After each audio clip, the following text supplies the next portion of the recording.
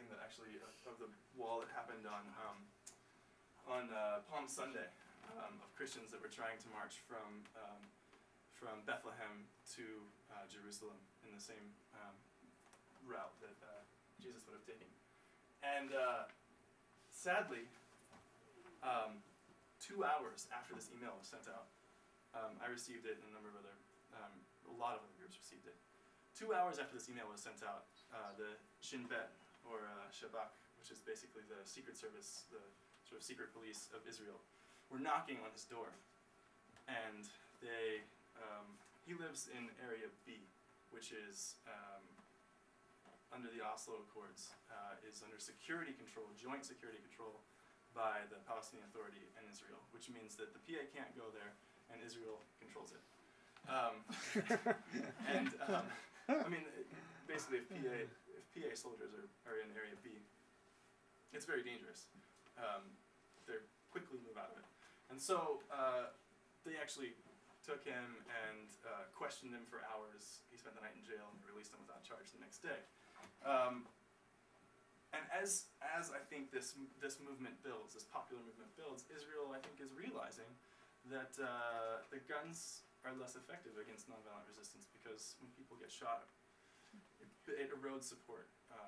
You know, when there's really unequal force used, I think it begins to erode support. And that said, they're very, I think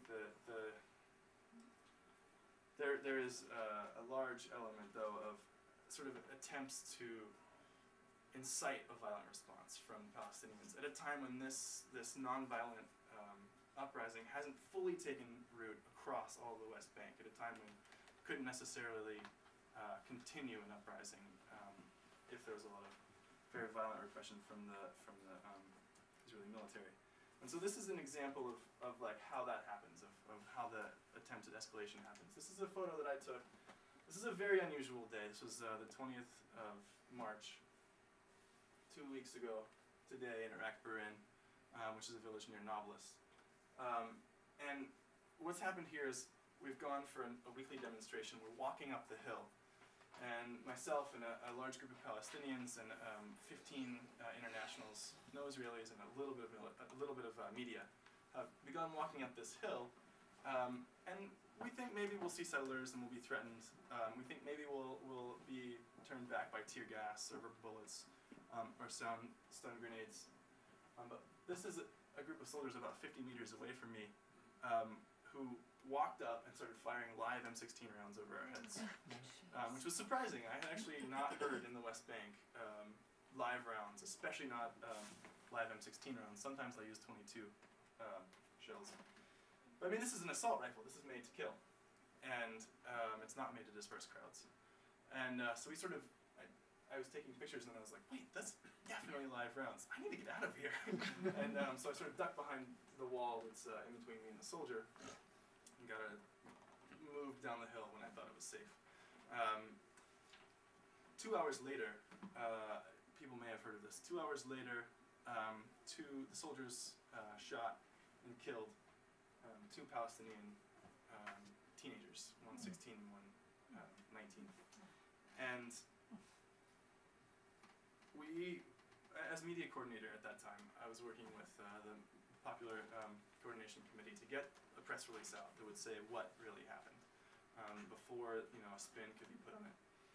But I was incredibly disheartened to look at the news later on that day and see that the Israeli military had said they used no live rounds at all that day. There were rubber bullets, and the protesters had gotten too close to the soldiers, so as a result, non-lethal methods of crowd dispersal had become lethal.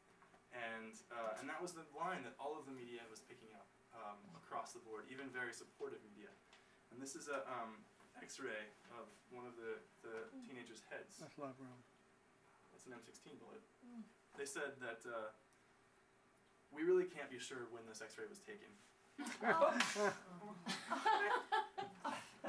And I apologize, the next slide is graphic. If you don't want to look at it, don't. It's not too bad, but this is the boy who was shot through the chest.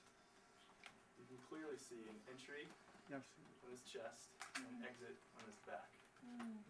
Rubber bullet bullets don't go through a teenager's chest. 22s don't go through a teenager's chest. Live M16 rounds do. A few more depressing photos, and then we'll get to the end. This is my good friend Omar, who lives in the village of Al-Masra. He was picked up 2 days after, actually 1 day after those 2 boys were killed. And he was picked up at a checkpoint. He's part of the popular committee in Al-Masra, and he organizes the weekly demonstrations. He helps organize the weekly demonstrations. He was picked up at a random checkpoint in the middle of the West Bank, not even trying to cross the wall, and pulled out his ID card, and they immediately pulled him out of the car, where they began to beat him. And they put him in jail, where they continued to beat him. And these marks on his shoulder and his back are marks where they electrocuted him using tasers and other methods of torture. He was released a week later with no charges, proving, I think, that this was a calculated act to suppress the nonviolent resistance. He stayed with him for 4 or 5 days afterwards, and I just can't describe how difficult it was to watch him limp around. They almost broke his legs when they were hitting him in the legs, and just hear how painful it was for him to sit down. His back, his head, he has sort of blind spots, fuzzy spots in his vision from being hit in the head so many times. So, one of the goals that I have while I'm in DC is to begin a leaky law investigation into these killings in Nablus. To finish that story completely, the next day we were at the funeral for these 2 boys, which is a very intense experience in Palestine. They're 2 martyrs of the resistance, and so they're paraded through town on stretchers as just hours after they had died, literally. Carried with hundreds of people through the village, because it's a village of 1,000 people. I mean, everyone knows these boys. At that time, that they were actually sort of finishing the funeral, we got calls from journalists that 2 more boys had been shot just 20 miles from here, also by Israeli military. So, this is not an uncommon occurrence. It's not incredibly common that 4 people will be killed in one weekend within 20 miles of each other. But I think it definitely just is very obvious that this is a unit that's receiving U.S. military aid. These are M16s, these are rifles, assault rifles that are made in the United States. The bullets are likely made in the United States and shipped over there. And the leaky law prohibits U.S. military assistance to foreign military units that violate human rights with impunity. I can't personally think of course there's more extreme examples, but I can't think of a better example of operating with impunity when you deny that you even shot 5 rounds. So I want to conclude by reiterating the idea behind the ISM. The ISM is a Palestinian-led movement that places internationals like myself and other very close friends now in communities that are actively resisting the occupation. And what that really means is using direct action to implement international law. If these international laws were indeed carried out by the Israeli government, it wouldn't be there. And so this is not a radical idea. This is an idea that's sanctioned and consensed upon by nations all over the world, except for the United States, which provides political cover and material support. And I personally think that it's our job as American citizens to put pressure on our representatives to make military aid and all aid to Israel conditional on obeying international law. And if anyone's interested in going to Palestine, I'm happy to tell less extreme stories that are less frightening, because there's many wonderful things you can do to meet Palestinians and to really experience the occupation firsthand.